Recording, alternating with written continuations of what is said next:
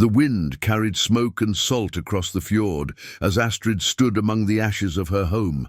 The longhouses still smouldered, their charred beams reaching toward the grey Norwegian sky like skeletal fingers. Around her, women wept silently. Children clung to their mothers, and the few surviving warriors knelt with bound hands. She refused to weep, not here, not before them.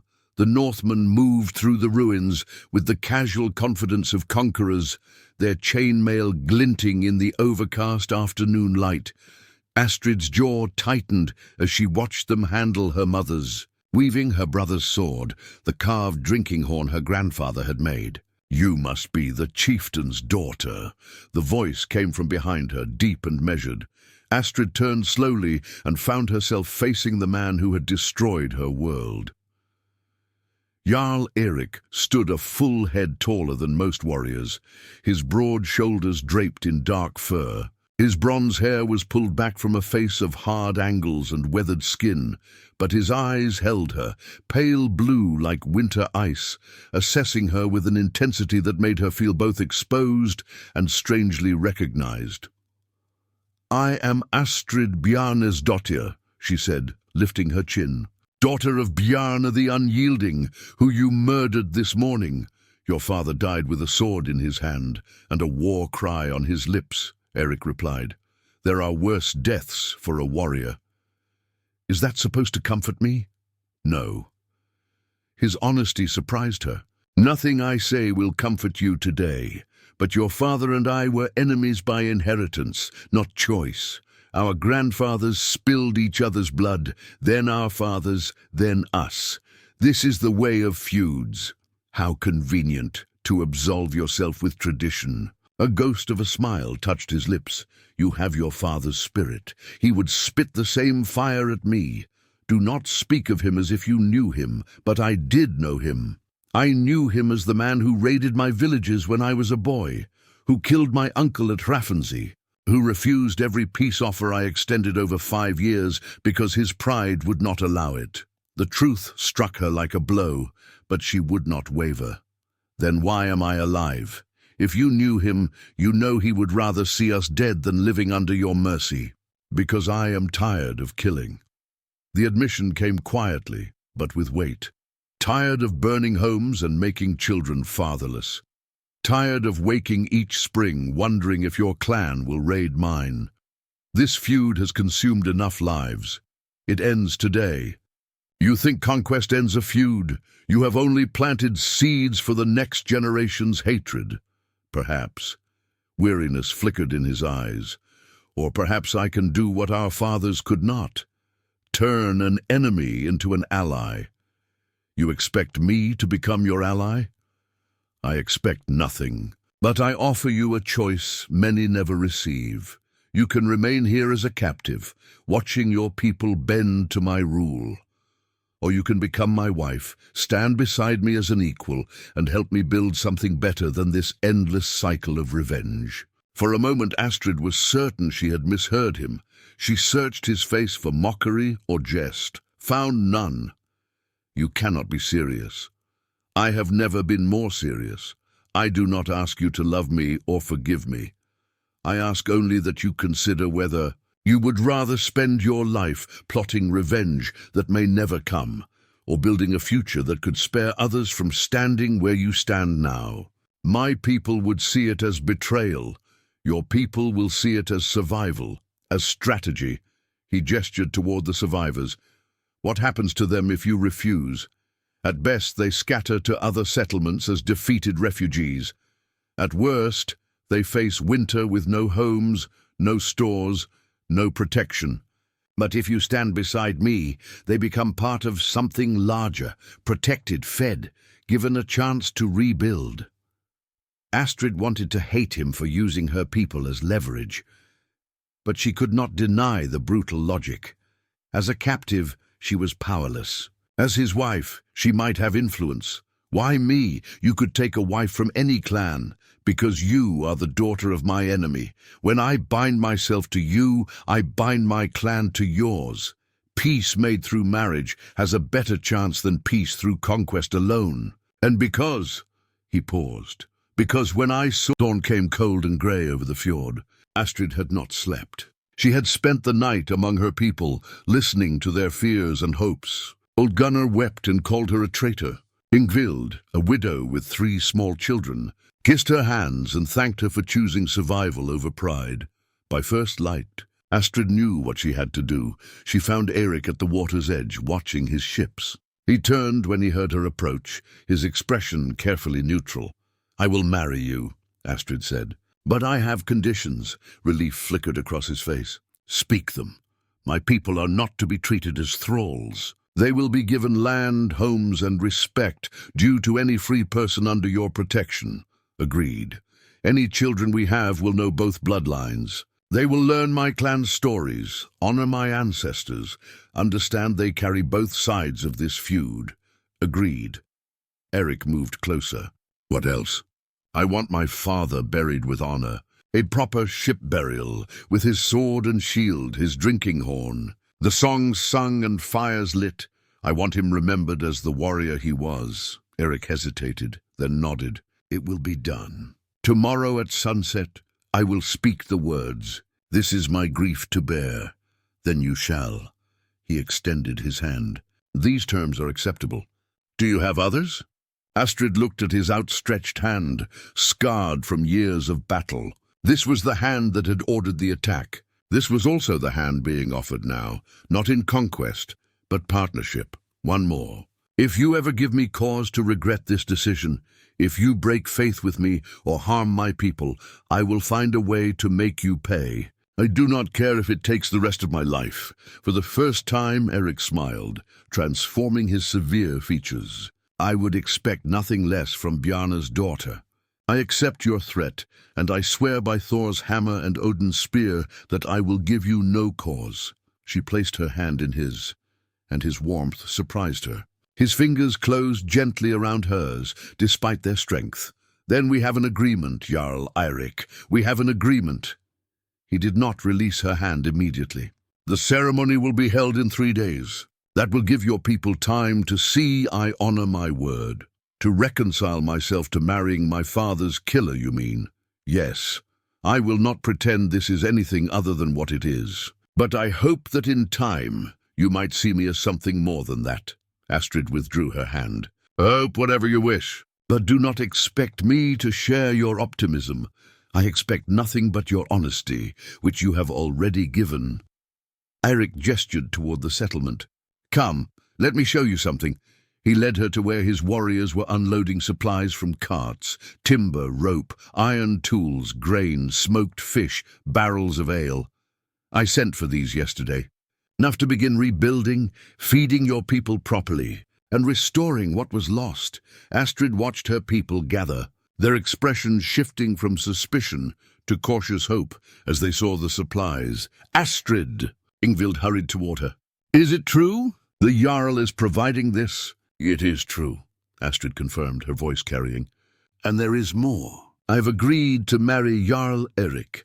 As part of our agreement, you will all be treated as free people, not captives. You will be given land, protection, and the opportunity to rebuild." The response was mixed. Some showed relief, others anger. Old Gunnar pushed through the crowd, his face twisted with emotion. "You would bind yourself to him after what he has done." "I would bind myself to him because of what he has done," Astrid replied steadily. "Because if I do not, what happens to Ingvild and her children?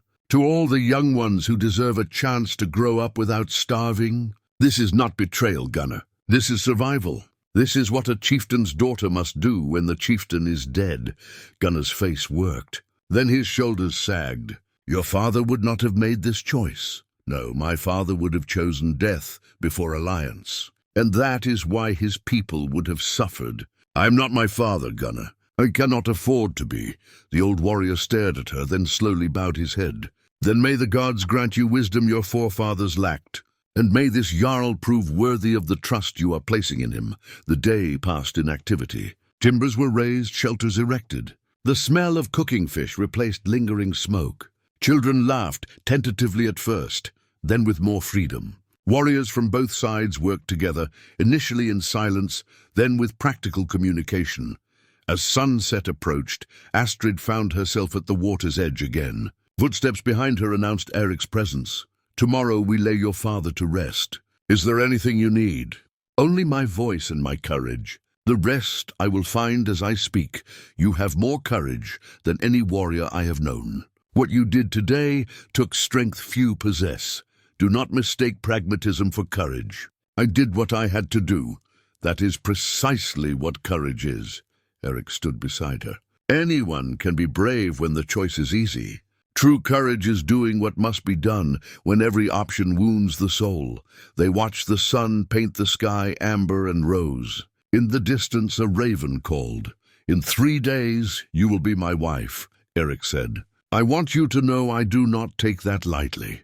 You may have agreed out of necessity, but my intentions are sincere. I meant what I said about building something better together. Do not expect me to fall into your arms with gratitude. I've agreed to marry you." The ship burned magnificently against the darkening sky. Flames climbed the mast and danced along the kindling surrounding her father's body. Astrid stood at the water's edge, the death song flowing from her lips, while tears finally streamed down her face. "Bjarne Olafsson, son of Olaf the Bold," she sang. "You are unyielding in battle, fierce in loyalty, steadfast in honor. May the Valkyries guide you to Odin's hall, where warriors feast and the mead never runs dry." The ship drifted toward the fjord's center, pulled by the tide. Sparks spiraled into the twilight. Astrid felt Eirik beside her. He had kept his word, standing back during the ceremony, allowing her to lead. As the song faded, Eric stepped forward. "I did not know Bjarne Olafsson as a friend, but I knew him as a worthy opponent. He was a warrior who inspired loyalty and fear. He fought with honor and died as he lived, with courage and steel. Though we stood on opposite sides, I acknowledge his strength and mourn the waste of it." Old Gunnar stepped forward, surprising everyone. "I fought beside Bjarne for 40 winters. He was not perfect, but he was my friend and chief. Perhaps if he had been willing to bend as his daughter has chosen, he would still be standing here. Perhaps that is the lesson the gods would have us learn. That strength is not only an unyielding stone, but also in the willow that bends before the storm and survives."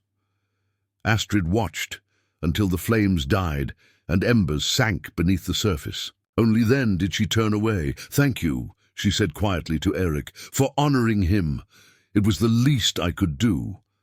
He gestured toward the settlement. "Will you come? There will be food and drink. Your people and mine should share a meal tonight." Inside the largest structure, a fire pit blazed. The meal was awkward at first, her people on one side and Eric's on the other. But gradually, aided by mead and exhaustion, the groups began to mingle. Warriors compared scars. Women shared advice. Children played together in the shadows. Astrid sat beside Eric, watching the tentative peace unfold. A massive warrior approached their table. "Jarl, permission to speak." "Granted, Thorstein." The warrior turned to Astrid. "I wanted to say your father fought well. I crossed swords with him during battle, and he nearly had my head. Would have taken it if his footing had not failed on wet stones. It was an honorable death, lady. Quick and clean." "I thought you should know." Astrid's throat tightened. "Thank you, Thorstein. That brings me comfort." The warrior nodded and returned to his companions. Eric leaned closer. "Thorstein is not a man of many words, but when he speaks, it is always truth. Your men seem to respect you greatly. Respect is earned through consistency, through keeping one's word and treating people fairly, through knowing when to show mercy and when steal." He paused. "You have that quality as well. I have watched you with your people. They look to you for guidance, trust your judgment. That is leadership. My father trained me to think like a chieftain. He said power respects no gender, only strength and will. Your father was right about that." Eric signaled for more mead.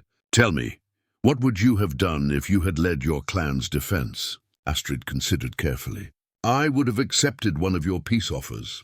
Years ago, before the hatred ran so deep, I would have swallowed my pride and ended the feud, because I would have understood that pride is worthless to the dead."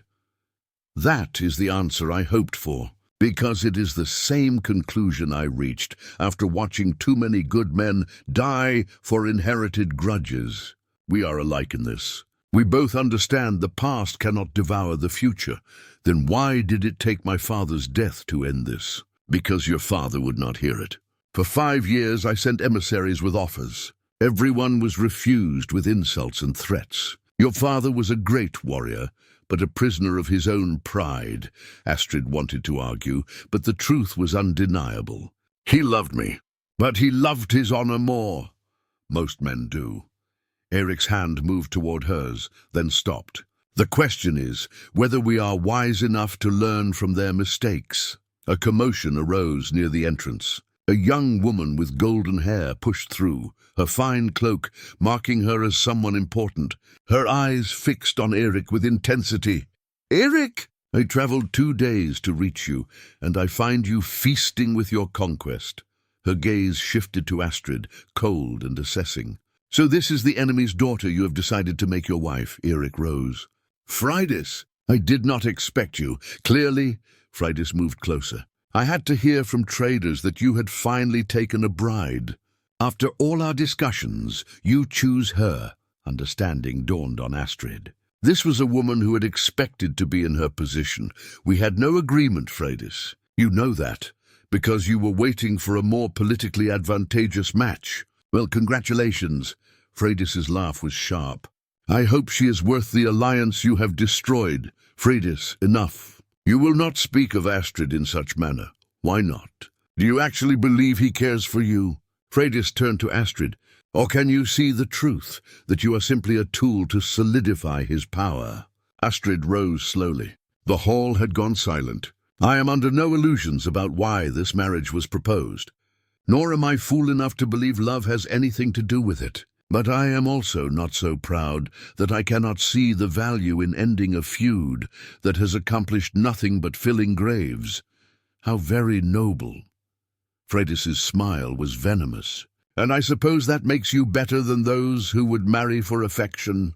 "No, it makes me realistic. It makes me someone who understands that choices available to women like us are rarely the ones we prefer. You may have the luxury of holding out for love, but I do not. My people need protection. If that requires marrying a man I barely know, so be it." Freydis looked taken aback. Then her expression hardened. "You are braver than I thought. But bravery alone will not make you happy. That is enough." Eric's voice cracked like thunder. "You will apologize to Astrid or leave my hall. Choose now." Freydis stood frozen, flushed with anger and humiliation. Then she turned toward the entrance. "Wait!" Astrid's voice stopped her.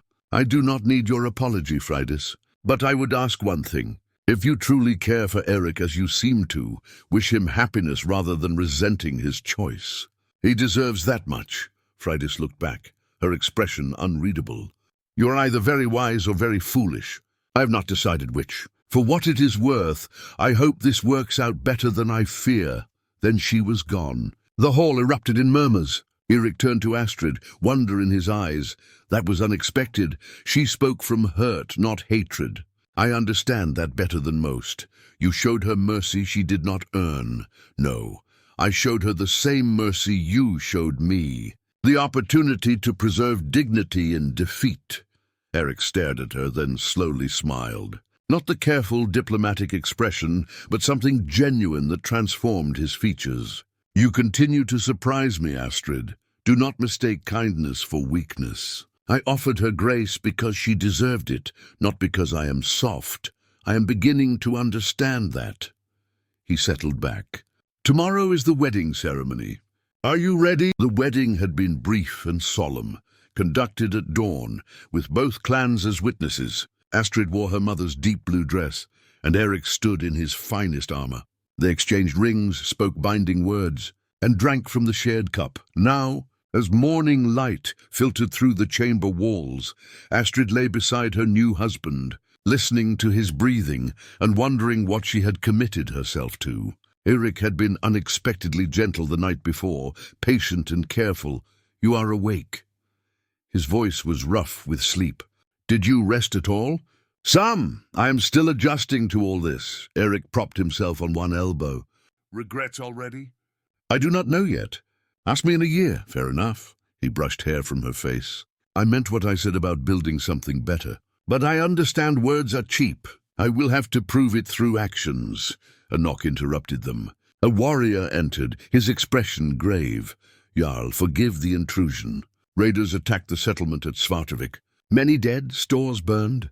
A clan from across the mountains, testing your strength while you were occupied. Eric was on his feet instantly. How long ago? 2 days. The messenger rode through the night. Assemble the warriors. We sail within the hour. He turned to Astrid. I am sorry.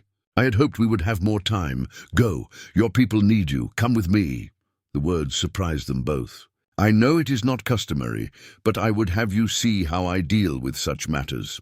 You are my wife now, Astrid nodded. Give me time to dress, and I will join you. An hour later, Astrid stood on Eric's longship, hair whipping in the wind as they cut through the fjord. Warriors prepared weapons efficiently around her. Eric stood at the stern, conferring with captains, and she was struck by how naturally authority rested on him. You look thoughtful, my lady. Thorstein approached. What occupies your mind? I'm wondering what kind of man I have married. Whether he will prove just or merely successful, he is both. But more the former, I think. I have fought for many jarls, and most cared only for glory and plunder. Eric thinks about what comes after, about keeping people safe, building rather than destroying.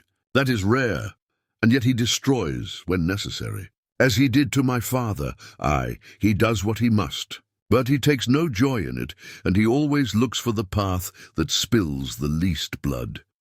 The ship rocked as they hit rougher waters. Ahead, she could see the coastline, smoke still visible. As they drew closer, the devastation became clear. Burned buildings, scattered bodies, hollow-eyed survivors huddled on the beach. Eric's jaw tightened, and Astrid saw something cold and dangerous flash through his expression. This was the warrior who had defeated her father. They came ashore quickly. Eric immediately organized aid. Warriors to clear the dead, others for shelters, more to track the raiders. Through it all, he moved among his people with steady calm that eased their panic. Astrid found herself drawn to women tending the wounded. Without thinking, she knelt and began helping. A young woman with a burned arm looked up. You are the new lady. The one who was our enemy? I was, but not anymore. Now we are on the same side. Why? Why would you help us? Because this could have been my people. Because I know what it feels like to watch everything burn. Because in the end, we are all just trying to protect the ones we love. The woman's eyes filled with tears. Thank you, my lady. Thank you for being here. As the day wore on, Astrid worked alongside the survivors. She watched Eirik organize defenses, speak gently to traumatized children, and make hard decisions with the elders. Slowly, reluctantly, she began to see him not as her father's killer, but as a leader who carried the weight of many lives. By evening, temporary shelters were erected, wounded tended, guards posted. Eirik called his warriors together to discuss tracking the raiders, and Astrid stood at the edge, listening. We cannot let this go unanswered, one captain argued. Others will see us as weak. And if we chase them into the mountains, with winter approaching, we risk our own people for vengeance, another countered. Eirik turned to Astrid. You have been quiet. What would you counsel? All eyes turned to her, some surprised, others skeptical. I would say strength is not only shown through retaliation. Strength is also shown through protecting what is yours. Chase these raiders if you must, but do not leave your people vulnerable. Perhaps it would be wiser to fortify borders, send word to neighboring clans that attacks will be met with unified force. Make clear that raiding carries consequences beyond simple counterattack. You would have us appear weak? The skeptical captain frowned. No, I would have you appear wise by not being provoked into overextending yourselves. Raiders want easy plunder and to provoke mistakes. Deny them both by strengthening defenses and building alliances. Make your territory too costly to attack. That message lasts longer than any battle. Silence fell. Then Eirik nodded. Our counsel is sound. We will send a force to track the raiders and determine their strength, but the bulk will remain to fortify this settlement and send word to allies. We show strength through preparation, not rash vengeance. The meeting dispersed. Eric approached Astrid. That was well said. You think like a strategist. My father taught me that battles are won before the first sword is drawn, as do you. He stood beside her. The people saw you working alongside them today, offering aid without hesitation. That will mean more than any speech about unity. I did not do it for political advantage. I did it because it was right, I know. That is why it will matter. He faced her fully. Astrid, I need to ask something, and I need you to answer honestly. Ask, can you ever truly forgive me? Not just accept what happened or move forward for practical reasons, but actually forgive me for killing your father and destroying your home. The question hung between them. Astrid thought about the easy answer, the comfortable lie. But Eric had asked for honesty. I do not know. Some days I think yes, that I can see past the pain to understand you were trapped by the same cycle that took my father. The days I look at you and see only the man who tore my world apart. She paused. But what I can tell you is this, I am trying. Every day I choose to try. That may not be forgiveness yet, but it is the path that leads there. Eric was quiet, his pale eyes searching her face. That is more than I deserve. Thank you for your honesty. You asked for it. I will always give you that. She wrapped her arms against the chill. But I have a question too. Why do you care? You have what you wanted, alliance, an end to the feud, control over my father's lands. Why does it matter whether I forgive you? Because I do not want to be the villain in your story. I've made many choices that haunt me. But of all those choices, hurting you weighs most heavily. And I find myself desperately wanting, for you to see me as something other.